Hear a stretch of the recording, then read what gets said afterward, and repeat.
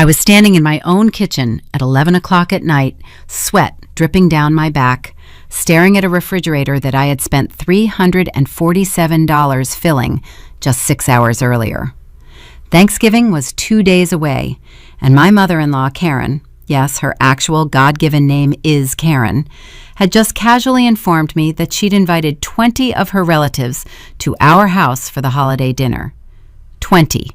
Not 2, not 5, 20 human beings who would need to be fed, seated, entertained, and cleaned up after, in my home, without a single word to me beforehand. My husband Brandon stood in the doorway with that look on his face. You know the one, that spineless, caught between two women expression that men get when their mother and their wife are about to go to war. His mouth was half open, like he wanted to say something, but nothing came out. Just silence. Just the hum of the refrigerator I was about to empty. "Ashley," Karen said, leaning against my counter with a glass of my wine in her hand, "I don't understand why you're making this into a thing. It's family. That's what holidays are for." I looked at her. I looked at the fridge. And then I started pulling everything out. The 22-pound turkey I'd brined since Tuesday, the sweet potatoes, the cranberry sauce I'd made from scratch using my grandmother's recipe, the 3 pies cooling on the rack. I loaded it all into coolers, carried them to my car, and locked the trunk. Then I came back inside, smiled at Karen, and said 5 words that changed everything. "Now you feed your guests." But I'm getting ahead of myself. Let me go back to the beginning, to the part where life was actually good, before Karen decided she owned my house, my holiday, and my marriage. Brandon and I met 4 years ago at a Home Depot in Plano, Texas. I know, not exactly a romantic comedy setup.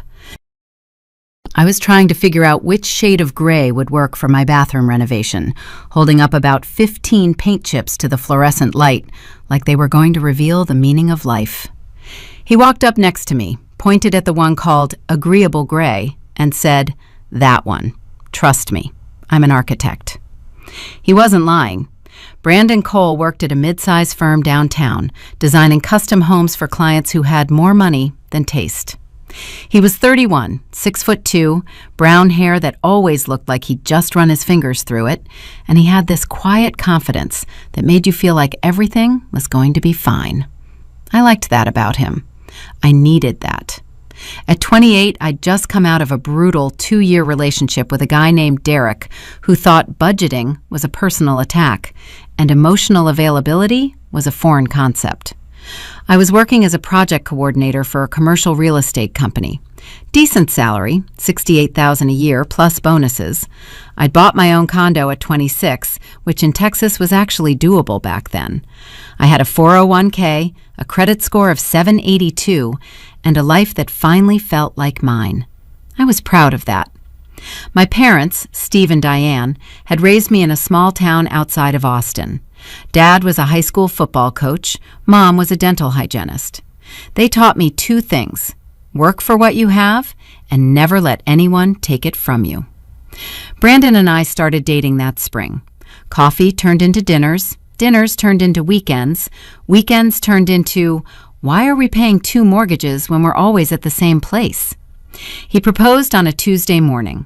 No ring yet, just a bowl of cereal and the words, "I want to wake up like this every day. Marry me." I said yes before he finished the sentence. We got married in a small ceremony at my parents' ranch. 40 guests. My best friend Lisa was maid of honor. Brandon's brother Tyler was best man. It was simple and warm and exactly what we wanted. We used our combined savings to put a down payment on a 3-bedroom house in a quiet suburb north of Dallas. HOA fees were $200 a month, which I thought was robbery, but the neighborhood was safe, the schools were good for whenever kids came along, and the kitchen, oh, the kitchen. Granite countertops, a double oven, an island big enough to roll out pie dough. That kitchen was the reason I said yes to the house. For the first 2 years, life was genuinely good. We split everything down the middle. Mortgage was $2,100. We each paid half. Groceries, utilities, date nights, all shared. We had a joint account for bills and kept separate accounts for personal spending. It was fair. It was respectful. Brandon would come home from work and I'd have music playing while I cooked. He'd open a beer, sit at the island, and tell me about whatever ridiculous McMansion his client wanted. I'd tell him about the latest office drama. We'd eat together, watch something, go to bed. It was ordinary. It was everything. Brandon's family was small. His dad, Richard, had passed away from a heart attack when Brandon was 19. That left Karen, his mother, and Tyler, his younger brother. Tyler was 27, lived in Austin, worked in tech, and mostly kept to himself. He was easygoing. I liked Tyler. Karen was a different story. She lived about 40 minutes away in a condo she'd bought after Richard died, using the life insurance payout. She was 61, retired from her job as an office manager at a dentist's office, and she had a lot of free time. A lot. She filled that time with two activities: Facebook and opinions. At first, I genuinely tried. I invited her over for Sunday dinners, I called her on her birthday, sent flowers on Mother's Day, included her in every holiday plan. She was polite enough in the beginning, smiled at the right moments, complimented my cooking once. "This casserole is almost as good as the one I used to make for Richard." Almost. That word did a lot of heavy lifting. But there were small things, comments that landed like paper cuts. "Oh, Ashley, you're using store-bought pie crust? I always made mine from scratch." "That paint color is interesting. I would have gone with something warmer." "Brandon, honey, you look thin. Are you eating enough at home?" Each one was deniable on its own. Each one was nothing, but they added up. They always add up. Still, I told myself it was manageable. She was a widow. She missed her son. She was adjusting to not being the most important woman in his life. I could be patient. I could be generous. That's what I told myself every Sunday when she sat at my table and found something, anything, to critique. Brandon noticed it sometimes. He'd squeeze my hand under the table or change the subject. Once, after she left, he said, "I'm sorry about the pie crust comment. She doesn't mean it like that." "Then how does she mean it?" I asked. He didn't have an answer. The thing about Brandon was this: he loved his mother deeply, and he loved me deeply, and he had absolutely no idea how to hold both of those things at the same time. He wasn't malicious. He wasn't weak exactly. He just had this blind spot, this belief that if he didn't acknowledge the tension, it didn't exist, that if he stayed neutral, everyone would eventually get along. Neutral. That word would come back to haunt us. By our second Thanksgiving as a married couple, we'd settled into a rhythm. I'd host, I'd cook. Karen would come, bring a store-bought pumpkin pie, despite all her talk about homemade everything, and she'd spend the afternoon telling me how Richard's mother used to do things differently. I'd smile, I'd pour more wine, I'd survive. That year went fine. Christmas went fine. Easter, fine. Life was fine. Brandon got a promotion, senior architect, salary bumped to $95,000. I got a raise too, up to $74,000. We started talking about kids.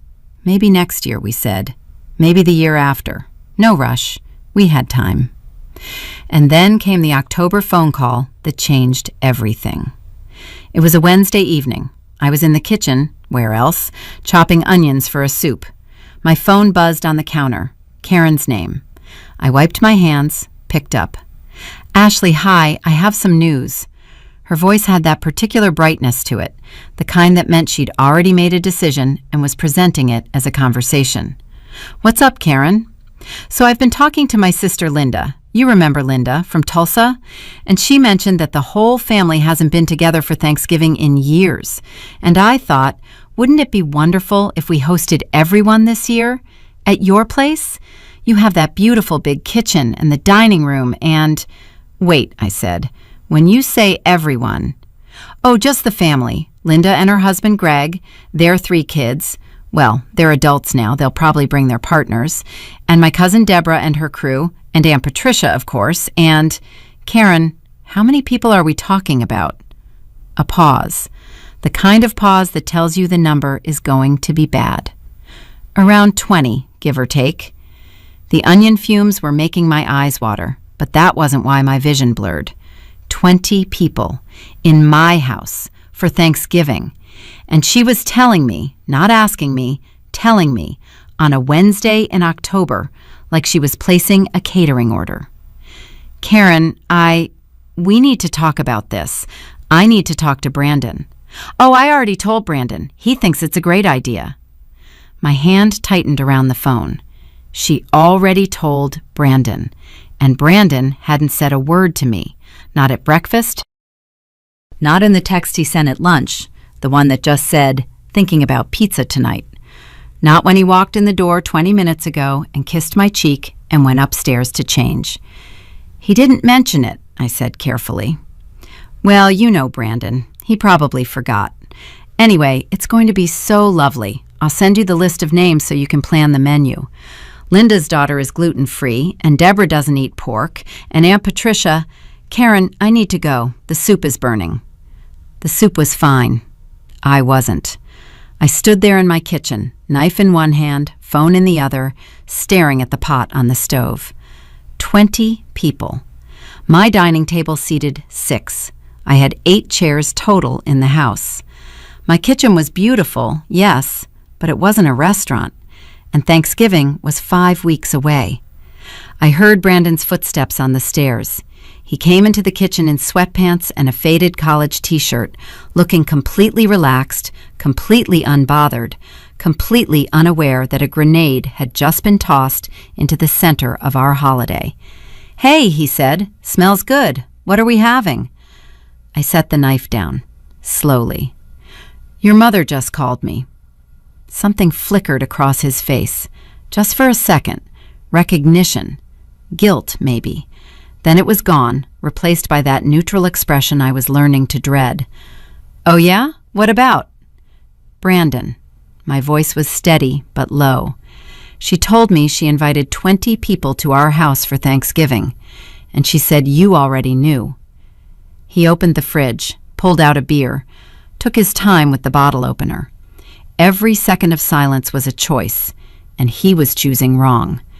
"It's not a big deal, Ash. It's just family." Just family.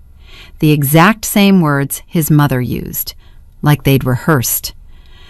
I felt something shift inside me that night, something small but structural, like a hairline crack in a foundation that you don't notice until the whole wall starts leaning. I didn't yell. I didn't cry.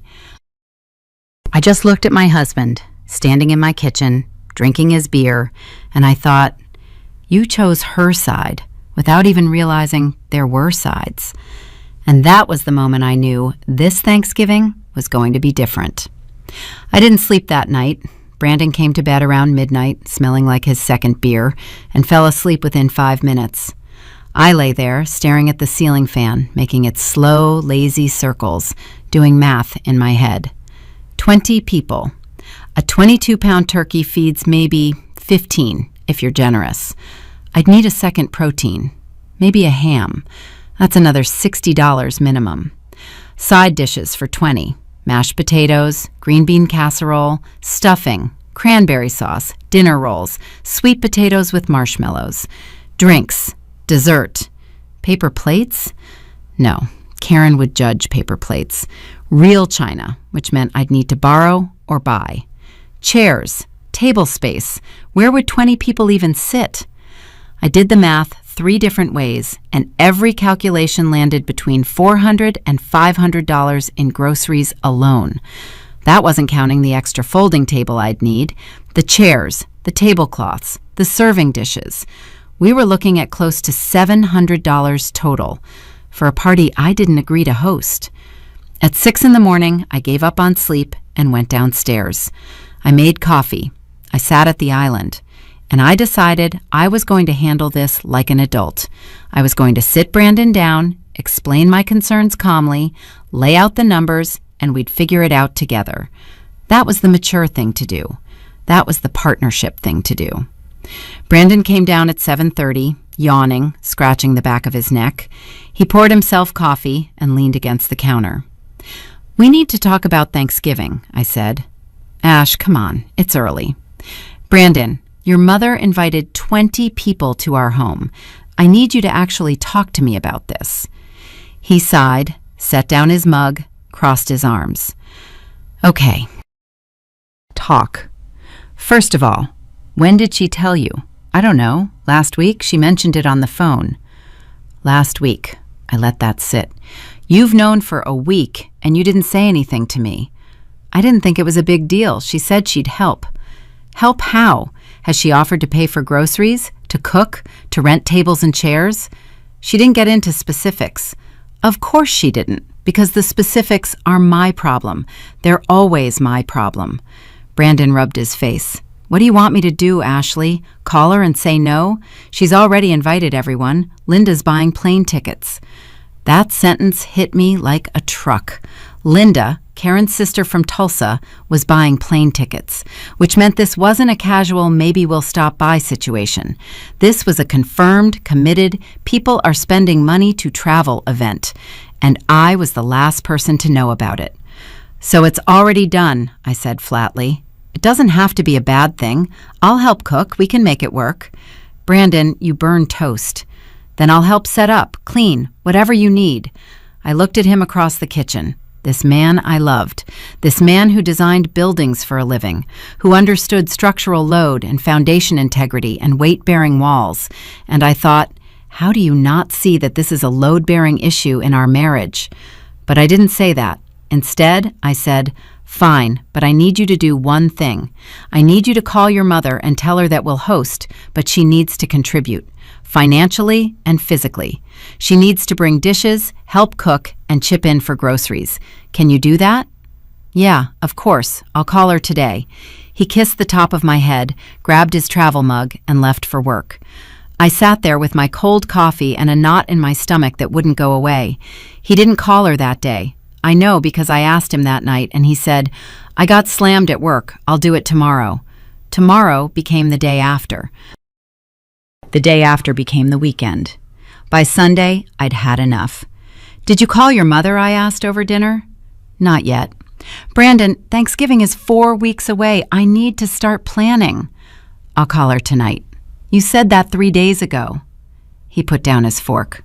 "Why can't you just call her yourself? You two are both adults." There it was, the deflection, the handoff. I was supposed to be the one to set boundaries with his mother because he couldn't or wouldn't do it himself. He wanted to stay neutral. That word again, neutral. As if neutrality in a conflict between your wife and your mother is anything other than choosing your mother. I called Karen myself the next morning. "Karen, hi. So about Thanksgiving, Brandon and I are happy to host, but with 20 people, it's a big undertaking. I was hoping we could split the costs and the cooking." Silence. Then a laugh. Not a warm laugh, a performative one. "Oh, Ashley, sweetie, you don't need to worry about costs. Just keep it simple. A turkey, some sides. It doesn't have to be fancy." A turkey and sides for 20 people isn't simple, Karen. I've done the math. We're looking at $400 to $500 in groceries alone. "Well, I'm sure Brandon's salary can handle that." My jaw tightened. "It's not about whether we can afford it. It's about the fact that you made plans for our home without consulting us and now expect me to execute them." Another pause, longer this time. When she spoke again, her voice had that edge, the one she used when she wanted you to know you'd crossed a line. "Ashley, I don't think you understand how important this is. This family hasn't been together in years. Richard would have wanted this. And if you can't open your home to family during the holidays, well, I don't know what to say about that." She invoked Richard, Brandon's dead father. She pulled a dead man into the conversation to guilt me into silence. And the worst part? It almost worked. I felt the guilt crawl up my throat like bile. I felt myself softening, relenting, doing what I always did, absorbing the hit and moving on. But something held firm this time. That hairline crack from the night Brandon opened his beer instead of opening his mouth, it had become a line, a boundary, thin, fragile, but there. "Karen, I'll need you to bring at least 3 side dishes and a dessert, and I'd appreciate a contribution toward the turkey and the ham. Even $100 would help." "I'll see what I can do," she said. which in Karen's meant no. I hung up and sat in the silence of my kitchen.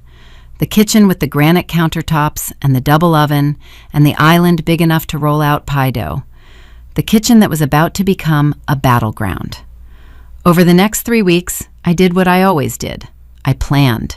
I made spreadsheets. I calculated portions per person, factored in dietary restrictions. Linda's daughter was gluten-free. Deborah didn't eat pork. Aunt Patricia had a shellfish allergy that Karen mentioned offhand, like it was a footnote instead of a medical emergency. I adjusted recipes. I found a 22-pound turkey at the grocery store and reserved it. I priced out a bone-in ham. I made a shopping list that was 2 pages long. I asked Brandon 3 more times if Karen had confirmed she was bringing anything. Each time he said he'd check.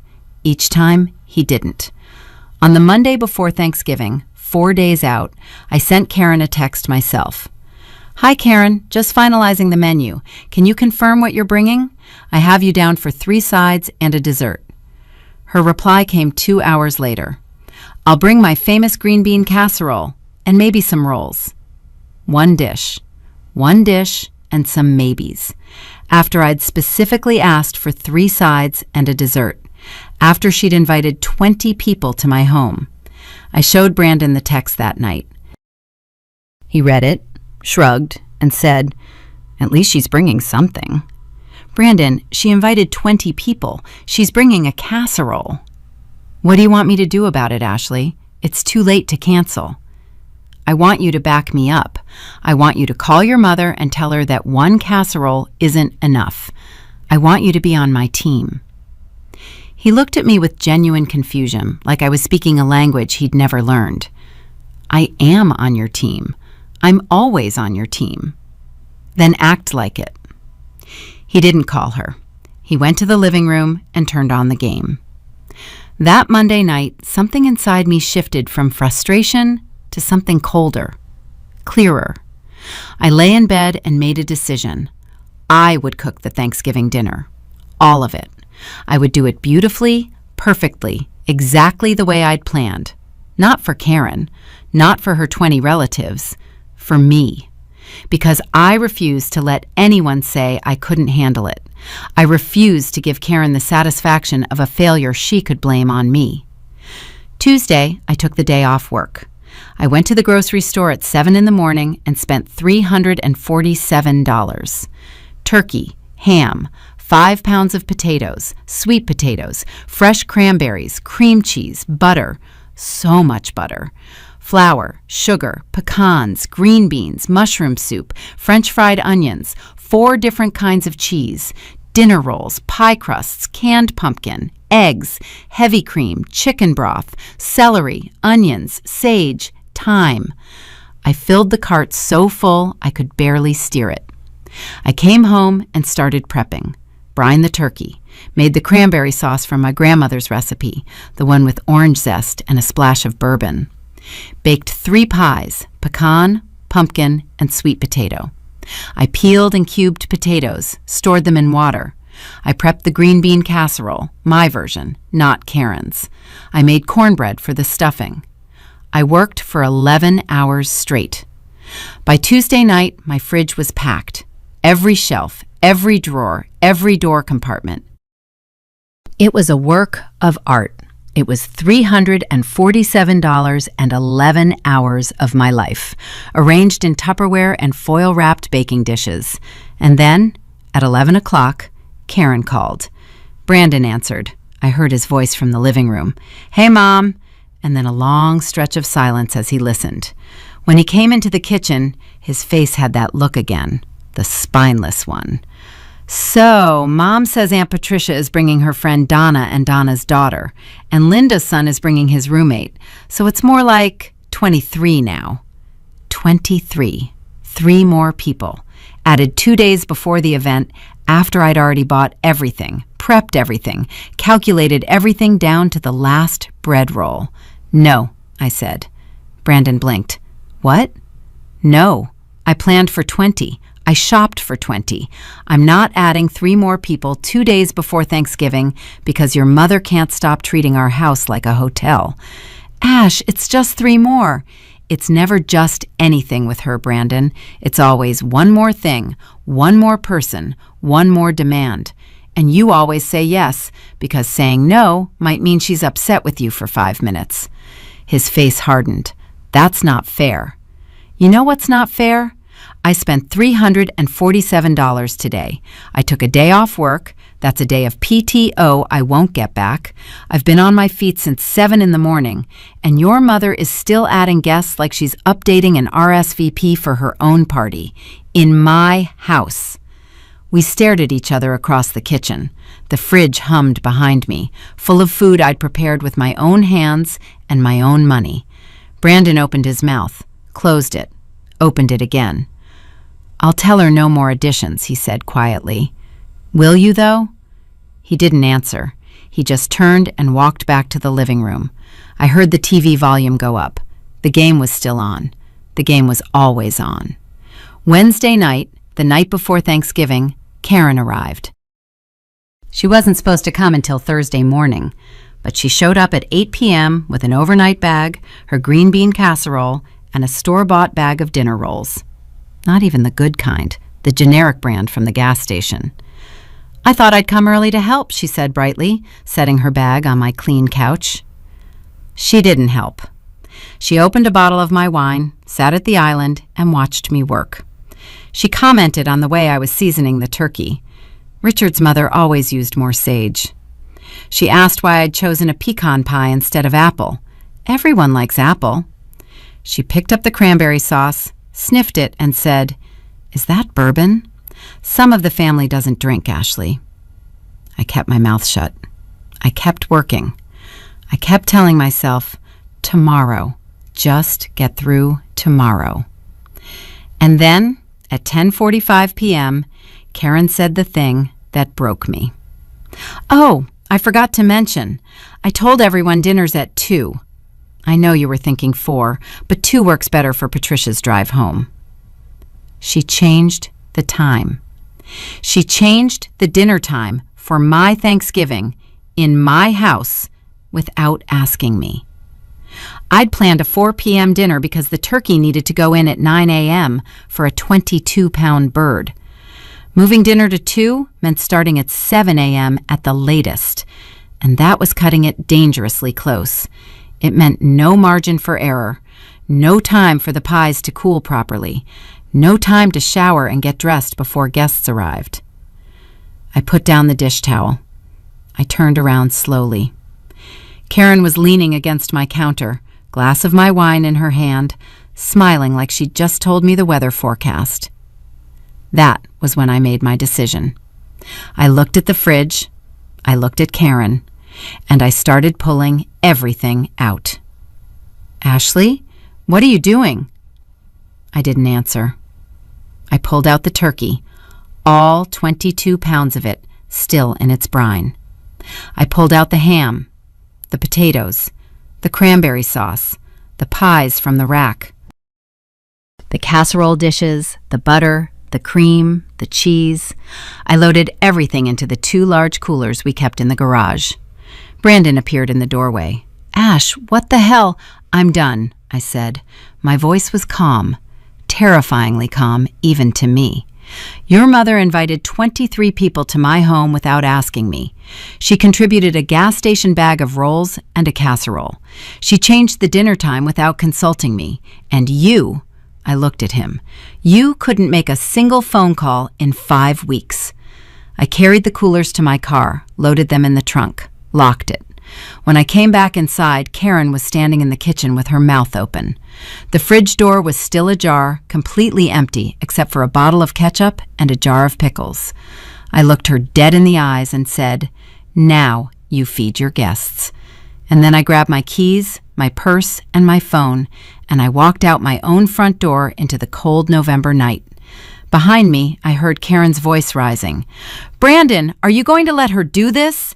And Brandon's silence filling the space where a husband's support should have been. I drove. I didn't know where I was going. I just drove. Coolers full of Thanksgiving dinner rattling in my trunk, tears streaming down my face, hands shaking on the wheel. My phone started buzzing before I hit the highway. Brandon. Karen. Brandon again. A number I didn't recognize. Probably one of the relatives already getting the gossip chain started. I didn't answer. I just kept driving south, toward Austin, toward the only people who had never made me feel like a guest in my own life. I pulled into my parents' driveway in Cedar Creek at 1:30 in the morning. The porch light was on. It was always on. Had been since I was 16 and coming home late from football games. The house looked smaller than I remembered, the way childhood homes always do when you come back carrying adult-sized problems. I sat in the car for 10 minutes before I could move. The engine was off, but I gripped the steering wheel like I was still driving, knuckles white, tears dried into salt tracks on my cheeks. My phone had 37 notifications. I didn't look at them. I couldn't. When I finally got out, the cold hit me hard. November in Central Texas isn't brutal, but at 2 in the morning with no jacket and sweat-damp clothes, 52 degrees feels like winter.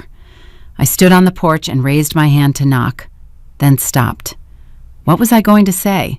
Hi, Mom and Dad. I abandoned my own Thanksgiving, emptied my fridge in front of my mother-in-law, and drove 200 miles in the middle of the night because my marriage might be over? I knocked anyway.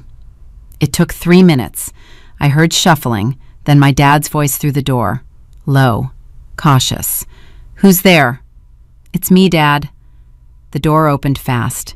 Steve Mitchell stood there in flannel pajama pants and a faded Texas Longhorns t-shirt, reading glasses pushed up on his forehead, looking at me the way he used to look at the scoreboard when his team was losing. Concerned, calculating, trying to figure out what play to call next. Ashley? What in the... Diane, come down here. My mother appeared at the top of the stairs in her robe, hair in a messy braid.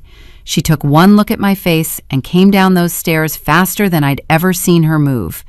Baby, what happened? I opened my mouth to explain, and instead, I just broke.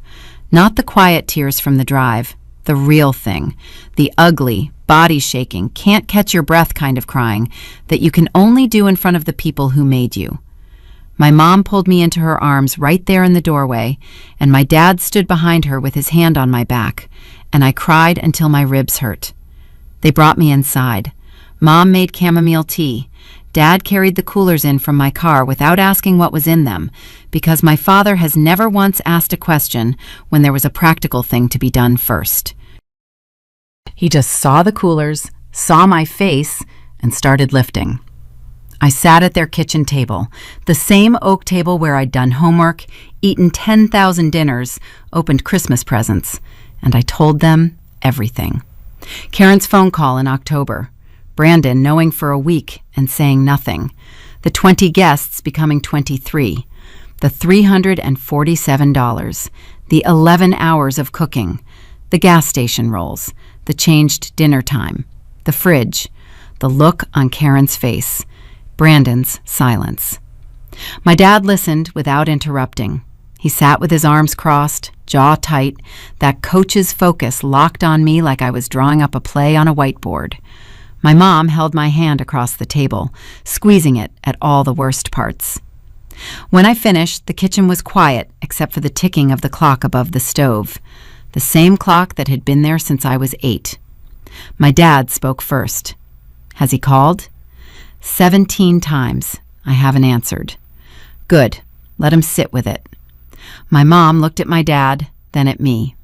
Ashley, do you want to go back? The question hit me somewhere deep. Not, are you going back, which assumes a plan.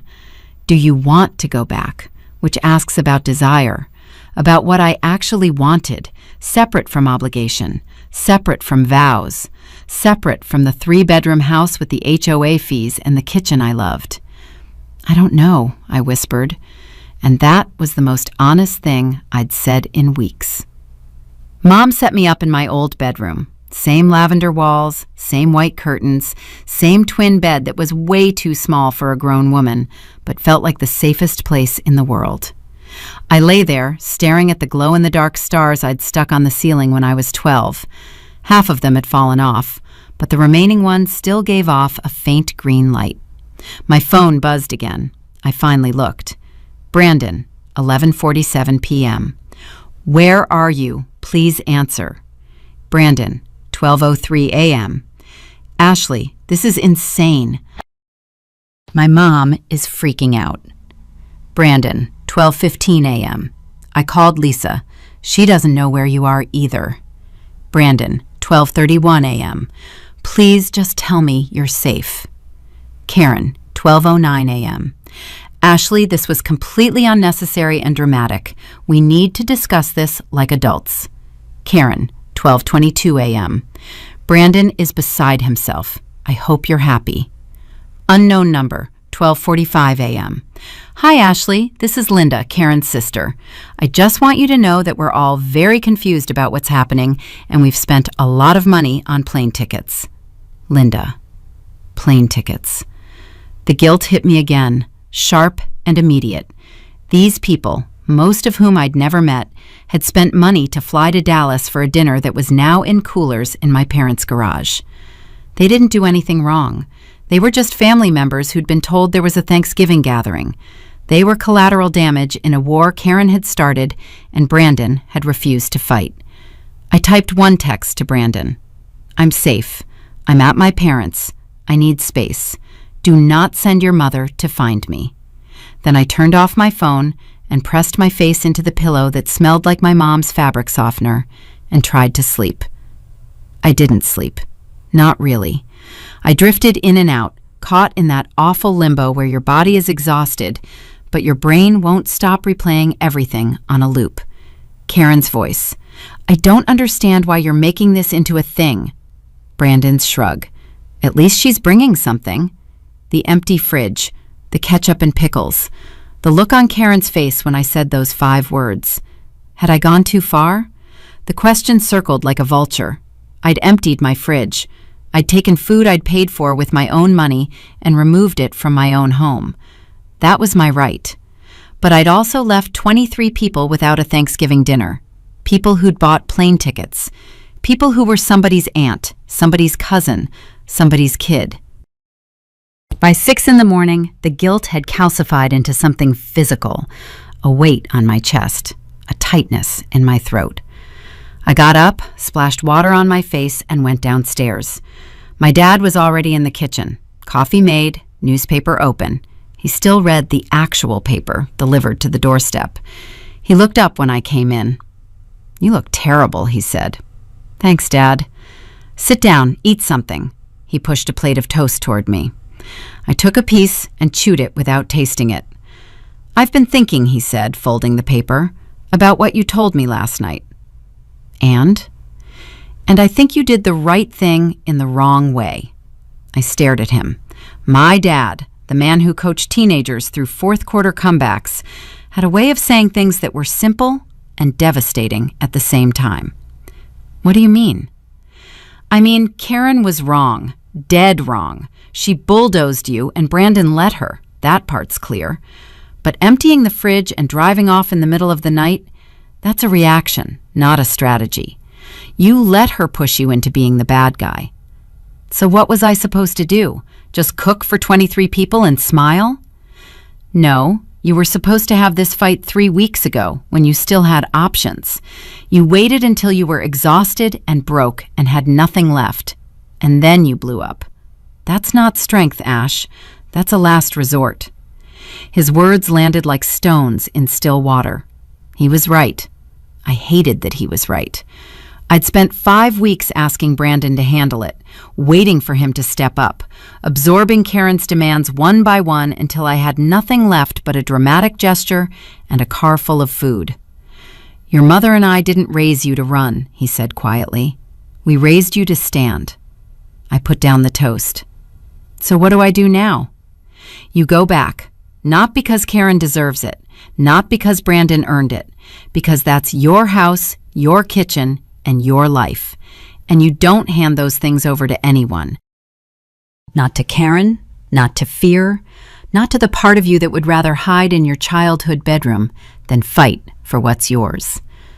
My mom came downstairs then, still in her robe. She'd heard everything. I could tell by the look on her face. She sat down next to me and put her hand on my arm. Your father's right about going back, but I want to add something. She paused. Before you go back, you need to decide what you're going back for. Are you going back for Brandon, for the marriage, or for yourself? Does it matter? It matters more than anything. If you go back for Brandon, you'll end up right here again in 6 months. If you go back for yourself, for your home, your boundaries, your right to be treated like a partner, then you go back with a plan, not an apology. I sat in my parents' kitchen on the morning before Thanksgiving, eating cold toast, drinking strong coffee, and for the first time in 5 weeks, I felt something other than frustration or guilt. I felt clarity, cold, sharp, focused clarity. My mom was right. I wasn't going back to save my marriage. I was going back to save myself.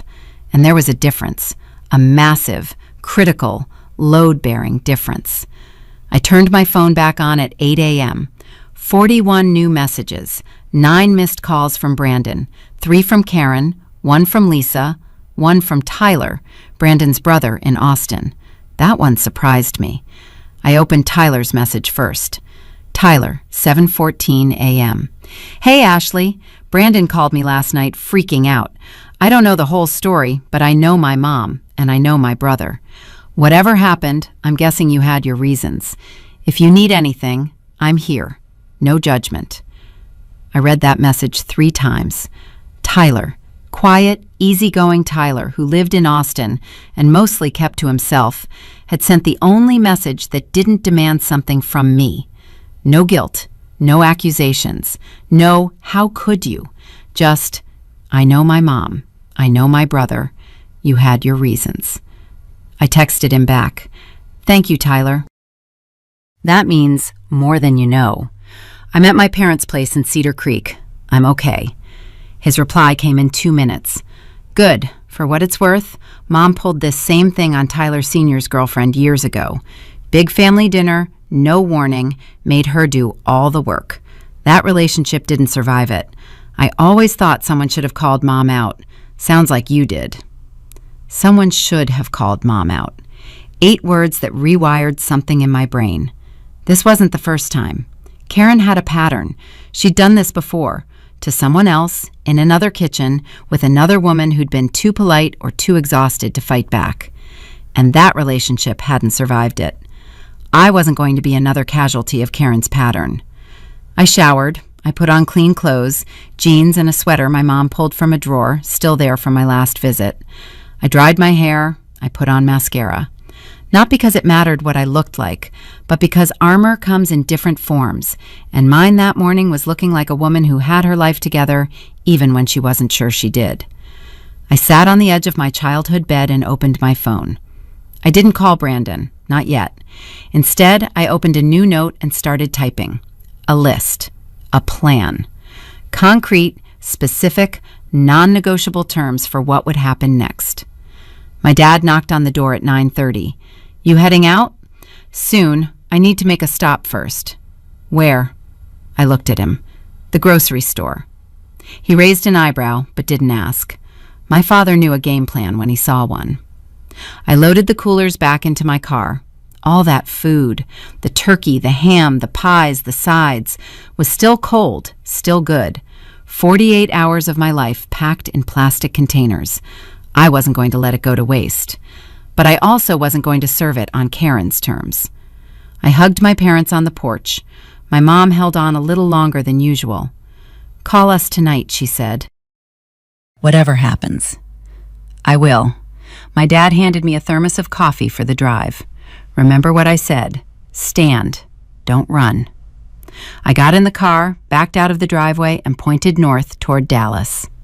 The drive was 2.5 hours. I had a lot of thinking to do. And a phone call to make. I waited until I was on I-35, the road straight and open in front of me, and then I called the one person I hadn't talked to yet. Lisa picked up on the first ring. Oh my God, Ashley, where have you been? Brandon called me at midnight panicking, and I didn't know what to tell him because you hadn't called me either, and I've been sitting here imagining you dead in a ditch. Lisa, I'm fine. I'm driving back to Dallas right now, and I need your help. Anything, name it. I need you to meet me at my house at 1 o'clock, and I need you to bring that folding table from your garage. A pause. The 8-foot one? Yes. Ashley, what are you planning? I gripped the steering wheel and stared at the highway ahead. 200 miles of Texas asphalt between me and the reckoning that was coming. I'm planning Thanksgiving, I said.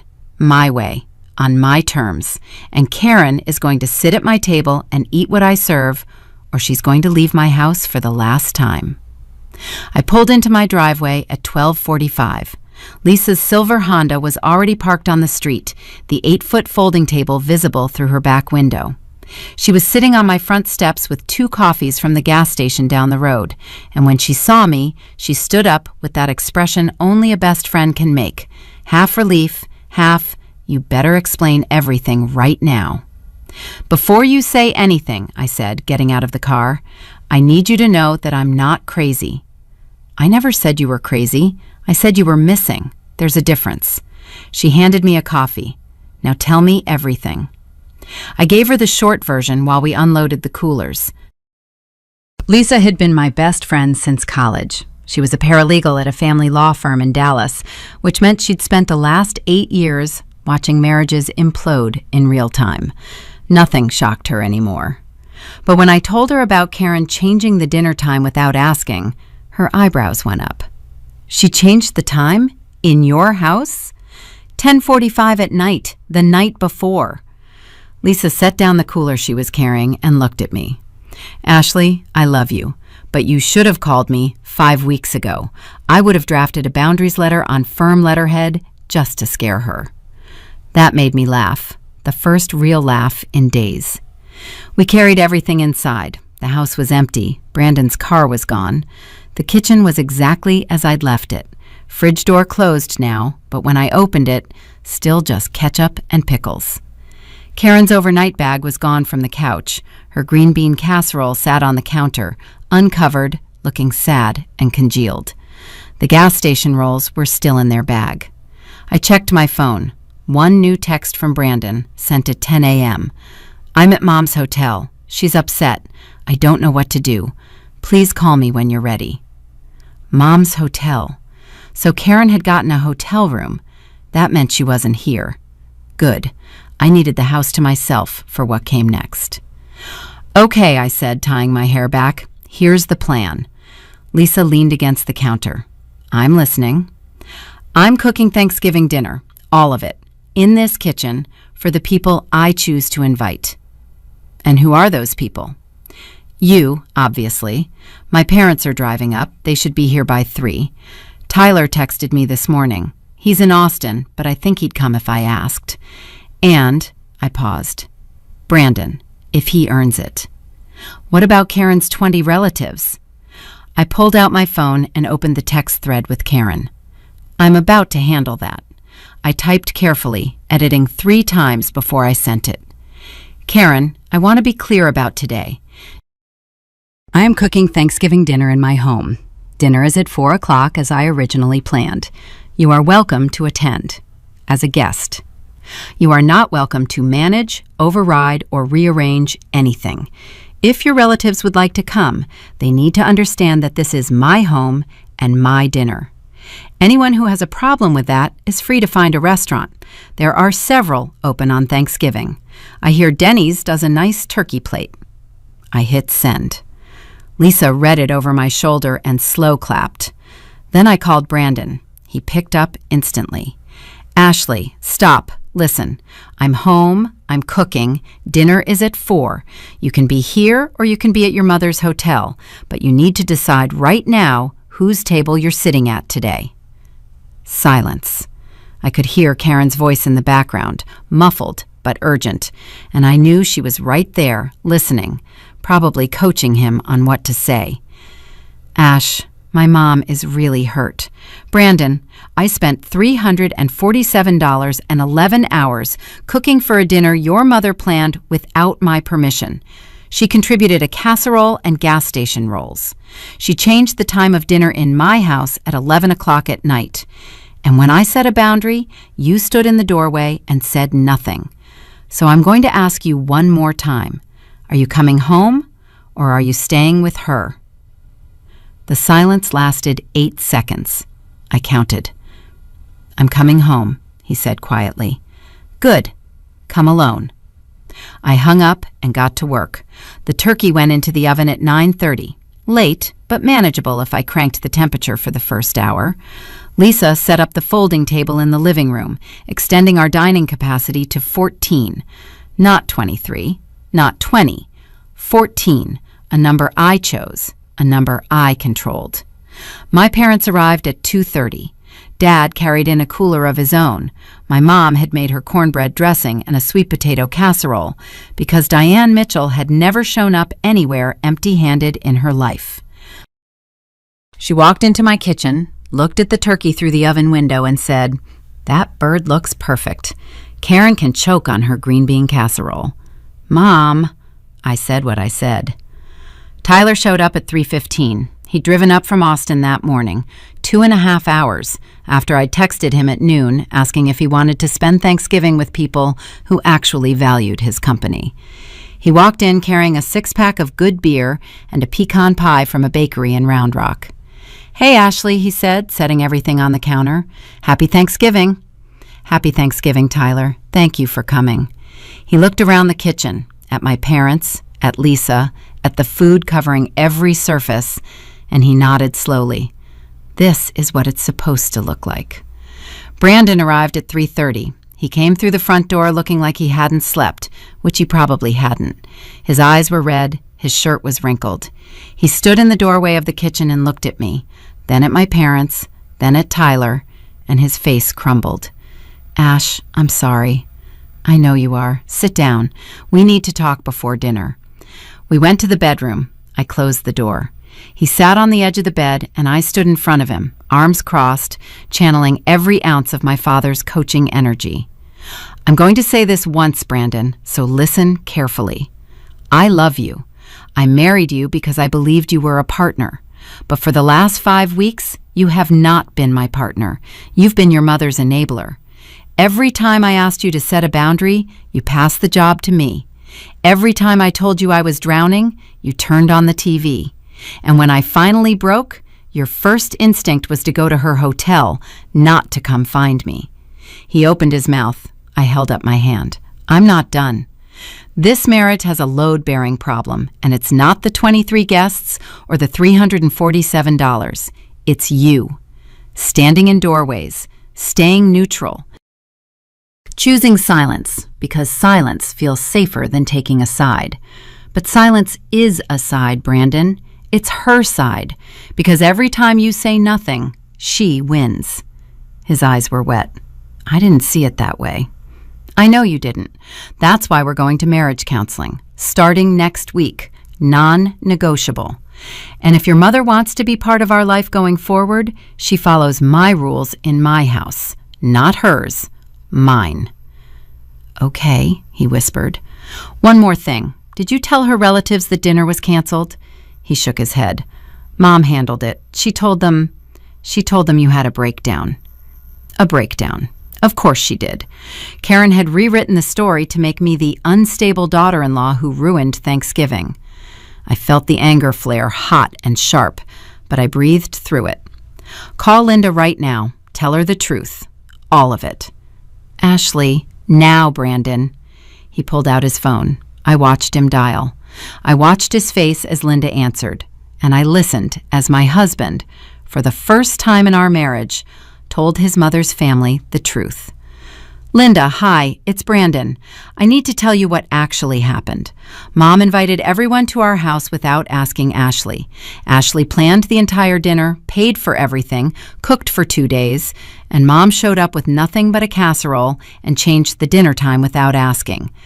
Ashley didn't have a breakdown. She drew a line, and I should have drawn it weeks ago." I could hear Linda's voice through the phone, quiet, then louder, then quiet again. When Brandon hung up, he looked at me. "Linda said she's not surprised. She said Karen did the same thing to Greg's family 10 years ago. She said she wished someone had stood up sooner." The same thing. 10 years ago. Tyler's text that morning echoed. Mom pulled this same thing on Tyler Sr.'s girlfriend years ago. A pattern. Karen had a pattern, and I was just the latest woman who'd been expected to absorb it. Dinner was at 4. We sat down, me, Brandon, my parents, Tyler, Lisa, and Lisa's husband James, who'd come after she called him. 8 people, my table, my food, my terms. I carved the turkey myself. It was golden, juicy, perfectly done, despite the late start. My grandmother's cranberry sauce gleamed in a crystal bowl. The pies were lined up on the counter like trophies. My dad said grace, something he hadn't done since I was a teenager. And when he said, "We're thankful for the people at this table who show up with their whole hearts," I saw Brandon's jaw tighten, with something that looked like shame and resolve mixed together. We ate, we laughed. Tyler told stories about growing up with Brandon that I'd never heard. Lisa made everyone do a round of, "What are you actually grateful for?" And when it got to Brandon, he looked at me across the table and said, "I'm grateful my wife is stronger than I've been, and I'm grateful she gave me the chance to sit here tonight." My mom squeezed my hand under the table. At 6:30, my phone buzzed. Karen. I looked at the screen, then at Brandon. He reached over, took my phone, and silenced it. "Not today," he said. "Today is yours." It was the first time he'd chosen me, out loud, in front of witnesses, without hedging or qualifying. It was small, it was late, but it was a start. We started marriage counseling the following Tuesday. Our therapist, Dr. Patel, was a no-nonsense woman in her 50s who listened to both of us for an hour and then said, "Brandon, you have a boundaries problem, and it's not going to fix itself. Ashley, you have a resentment buildup that's going to eat your marriage alive if we don't address it." She was right on both counts. Karen didn't speak to me for 3 weeks after Thanksgiving. When she finally called, it wasn't to apologize. It was to tell Brandon that she felt excluded and disrespected. Dr. Patel helped us draft a response together, in session. "Mom, we love you, and you're welcome in our home. But our home has rules. Guests are invited by both of us. Dinner plans are made by the host. And if you want to organize a family reunion, you're welcome to host it at your own place, on your own budget, on your own time." Karen cried. She called Brandon ungrateful. She told Tyler he'd been poisoned against her. She posted a vague Facebook status about how some people forget where they came from. Classic Karen. But something shifted. Linda called me directly in December, the first time we'd ever spoken one-on-one, and said, "Ashley, I owe you an apology. I should never have bought those plane tickets without confirming with you first. Karen told us you'd agreed to everything. I know now that wasn't true." One by one, the truth made its way through the family, not because I campaigned for it, but because Brandon told it, over and over, to anyone who asked. My husband, who couldn't make a phone call for 5 weeks, became the man who corrected the record every single time. It cost us. Karen reduced her visits to once a month, then once every 2 months. She was cold when she came, polite but distant, like I was a coworker she tolerated. I won't pretend that didn't hurt Brandon. It did. Some nights, I'd find him sitting in the living room after she left, staring at nothing, and I knew he was grieving the version of his mother he wished she was. But he didn't blame me, not once, and that mattered more than I can say. It's been 14 months since that Thanksgiving. Brandon and I are still together, still in counseling, monthly now, not weekly. We're talking about kids again, carefully, with the understanding that bringing a child into this family means having ironclad boundaries already in place. My kitchen still has granite countertops and a double oven and an island big enough to roll out pie dough. Last Thanksgiving, I cooked for 10 people. Us, my parents, Tyler and his new girlfriend, Lisa and James, and Karen. Yes, Karen. She came at 4 o'clock, the time I set. She brought a homemade pumpkin pie, actually homemade, not store-bought. She complimented my turkey without the word almost. She stayed until 8 and hugged me at the door on her way out. It wasn't perfect.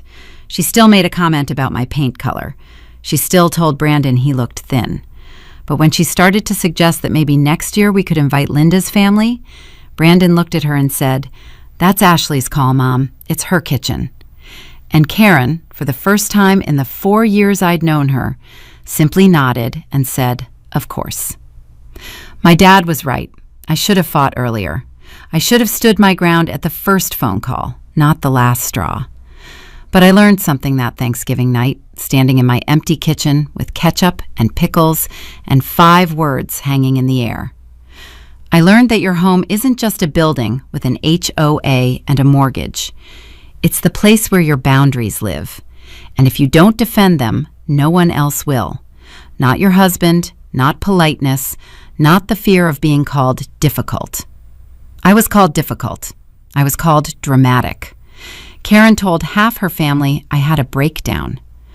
But I kept my kitchen. I kept my marriage. And I never, not once, apologized for the Thanksgiving I took back. Some people will tell you that family means sacrifice, that holidays are about keeping the peace, that a good wife absorbs and adapts and smiles through the pain. Those people have never stood in a kitchen at 11 o'clock at night, watching someone else claim ownership of their life. I have, and I can tell you exactly what it costs to take it back. $347, 2 coolers, 1 long drive, and 5 words that changed everything. Now you feed your guests.